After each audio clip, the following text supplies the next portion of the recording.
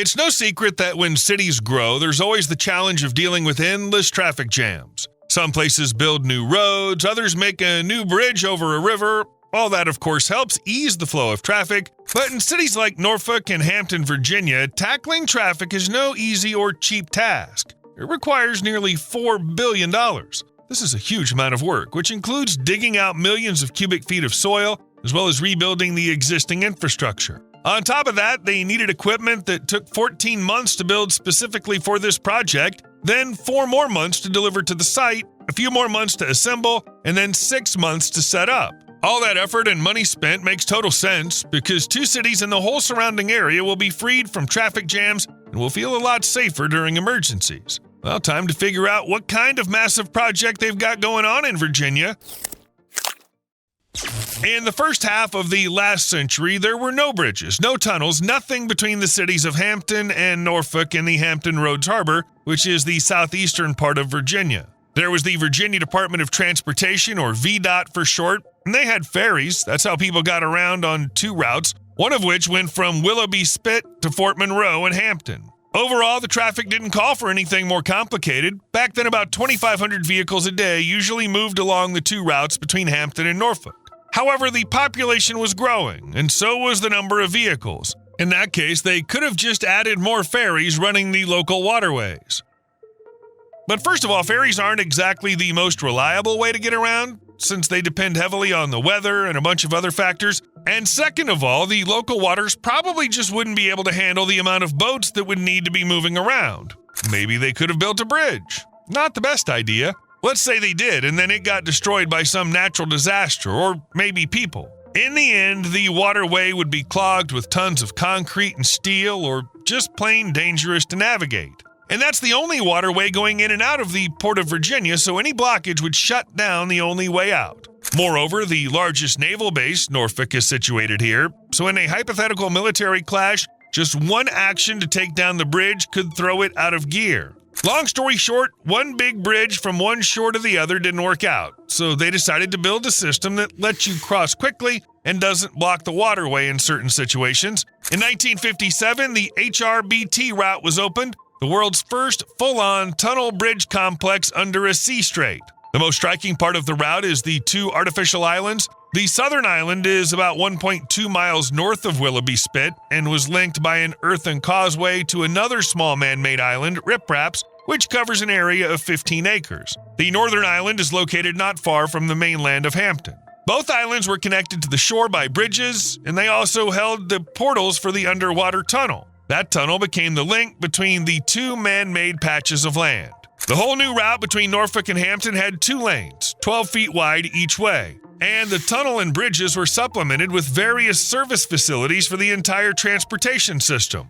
Yes, the road was toll-based, but traveling between the 2 shores became much quicker. That's something worth paying for. However, the main issue of any urban transport route hasn't gone away. According to the Virginia Department of Transportation in 1958, an average of 6,000 vehicles passed through HRBT daily. The numbers kept rising, which led to the need to expand the route. In 1972, the construction of the second transport system began, during which another bridge was built and an additional tunnel was laid underwater. In 1976, on the 19th anniversary of the completion of the first structures, another 2-lane route was opened, making the HRBT a 4-lane crossing between Norfolk and Hampton. It's important to note that with the new addition, the toll became free, meaning you could now cross from shore to shore without any restrictions, but free passage didn't save anyone from urbanization and the growing population. As you may recall, in 1958, an average of 6,000 vehicles passed through the HRBT each day. How much do you think this number increased by 2008? On average, 88,000 vehicles used the crossing daily. During the tourist season, when the population in Hampton and Norfolk would spike significantly, the number exceeded 100,000. This was way too much for the 4-lane HRBT, which was designed to handle 77,000 vehicles a day. Maybe they could have just built a 3rd bridge tunnel? As it turned out, it wasn't that simple.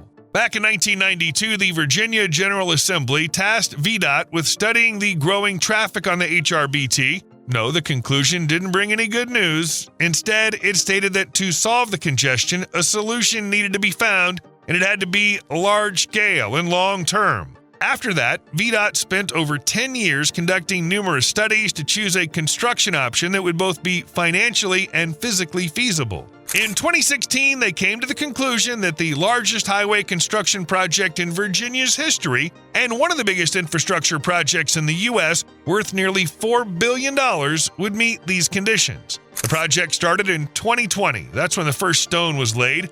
And a year later, Virginia made a request to Germany because a special tool was needed to expand the HRBT. Connect, based in Germany, is a well-known manufacturer of tunnel boring machines. So Virginia's order was like this. They needed a machine with a 550-inch diameter that could handle all the tasks at hand. The Germans understood everything, accepted the request, and then built the machine. Well, it only sounds easy because the Germans spent 14 months building the machine, then 4 months shipping it from Germany to Virginia, and after that another 4 months assembling it on site for the HRBT expansion work. When everything was done, the Virginia builders witnessed a tunnel boring machine called Mary. It's longer than a football field and taller than the entire 4-story HRBT project office. Of course, it has the necessary diameter for the job, along with a torque of 36,947 kilonewton meters and a cutter head power of 56,000 kilowatts, plus an overall weight of 4,700 tons. If you're wondering how much such a huge machine cost, we'll tell you, $70 million, including the cost for construction, delivery, and assembly, plus a considerable amount of money was spent on Catherine, which is a plant for processing the slurry coming from the tunnel boring machine. In 2023, Mary finally started working. 1.5 miles of earth were dug up, or more than 20 million cubic feet of soil. Since a tunnel was being built and a modern tunnel boring machine took on the job, they immediately installed the rings needed to keep the tunnel stable and prevent it from collapsing under the weight of the soil and the water above. A total of 1,191 reinforcing rings were installed. Project participants don't hide the fact that it was difficult. The tunnel was going through quaternary alluvial deposits beneath the sands of Yorktown. In other words, everything had to be done with utmost care. Plus, all this was happening at a depth of 164 feet below the water surface. This is deeper than the already existing tunnels between Hampton and Norfolk. In fact, Virginia had no experience with such work. The two previous two-lane routes built back in the last century had nothing to do with modern work since they were tunnels laid in trenches that were pre-dug. No drilling under the water's surface was required. So it was an incredibly difficult task, but Mary pulled it off. On April 17, 2024, the first road tunnel of this type in Virginia appeared between the southern and northern islands, and it's only the third such tunnel in the U.S. The project team naturally was happy, but this is just the first tunnel. They still have another one to build. Moreover, for Mary to begin boring the second tunnel, it'll need to be turned around, and as they say, that'll take about 6 months. Yeah, it's such a huge and complex machine, and it simply can't afford any mistakes. In the summer of 2024, there was news that the machine was turning around, and in January 2025, information and footage from the scene appeared, showing that Mary was gradually starting to dig the second tunnel. After that came thousands of cubic feet of mud, sand, and everything else under the bed of the waterway, wheel installations, and other complicated tasks. Initially, they planned to finish the tunnel in 2025, but the timeline was pushed back, and now Mary's expected to emerge from underground for the second time in 2027. Obviously, 2 large-diameter underwater tunnels built with a tunnel boring machine are expensive, but still, $4 billion sounds a bit too much. The thing is, the HRBT expansion project isn't just about 2 new tunnels. For example, the northern island didn't even have space at first to connect to the 2 tunnels. That's why they expanded it by adding some artificial land, and the new part actually turned out to be even bigger than what was there before. The southern island is also in for an upgrade. Originally, it was just wide enough to serve as the starting point for the tunnel boring machine Mary, but they still plan to expand it, though not as drastically as the northern one. It's also worth mentioning that the island was modified back in 2021, which is part of the project too. Back in 2019, as the HRBT expansion project was getting underway, they came to a pretty clear conclusion that the southern island where the drilling would begin had to be made fit to host over 200 workers daily, so they paved it. On top of that, the expansion project also includes the design and construction of upgrades to the I-64 corridor, stretching from just west of the Mallory Street interchange in Hampton to just east of Patrol Road in Norfolk. The project will add a new lane to I-64 in each direction, and overall, the work includes nearly 100 miles of interstate expansion and 35 miles of combined elevated roadway and tunnel system. Now it's starting to sound more like $4 billion, isn't it? However, that's not all, because there are also bridges which, unfortunately for the builders and designers, need to be replaced too. All in all, the project includes replacing or expanding 27 bridges, and finally, other road infrastructure within the project will also be changed or upgraded. That includes geotechnical improvements, installation of drainage systems, smart transport systems, lighting, and much more. Now let's imagine that the project is finally finished. What will Norfolk and Hampton get out of it? As stated, the capacity of the route will be doubled. The unexpanded HRBT had a capacity of 77,000 vehicles, so with simple math, we get around 150,000 cars per day. This will be enough for the daily life of Hampton and Norfolk, and for the tourist seasons when the number of people and vehicles will be higher, there will be fewer traffic jams. Everyone will be happy. However, if we dig a little deeper, the expansion of the HRBT will also help avoid traffic jams in another situation during emergencies. We'll explain now. In July 2009, a storm hit the Hampton Roads area, which overloaded the water system. A part of it runs through a water barrier, including the HRBT tunnels, and one of them had a pipe burst that flooded the chamber under the roadway with hundreds of thousands of gallons of liquid. Meanwhile, the pumps that were supposed to drain the water in such a situation were unfortunately overloaded, so the water started to accumulate on the roadway. The result, VDOT closed the tunnel for almost 7 hours at noon on July 2, 2009.